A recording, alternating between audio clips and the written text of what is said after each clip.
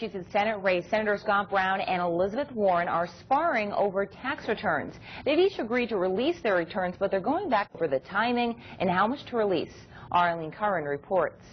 I grew up in a family hanging on by our fingertips to a place in the middle class. But a lot has changed for Elizabeth Warren since her early days, especially her income. The Democratic Senate hopeful for Massachusetts is a highly paid Harvard professor who has made a very comfortable living in the private sector.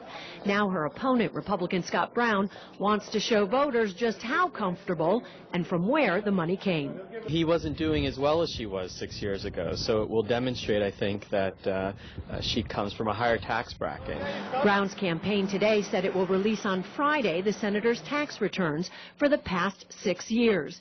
It is calling on Warren to do the same.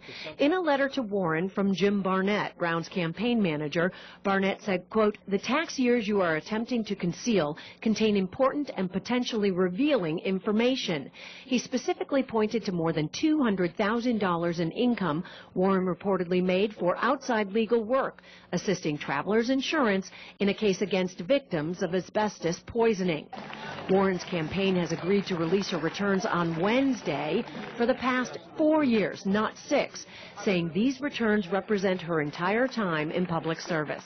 It can be damaging. Professor Peter Ubertasio, director of the Martins Institute at Stonehill College, said it's a battle over who most relates to the middle class, a crucial block of voters in the state. Both campaigns are trying to establish a narrative, and part of Brown's narrative is that he is one of us. He is just a working class person just like the rest of us. Brown's going to use this issue of tax returns to try and suggest that she's not all that she appears to be. Eileen Curran, NECN.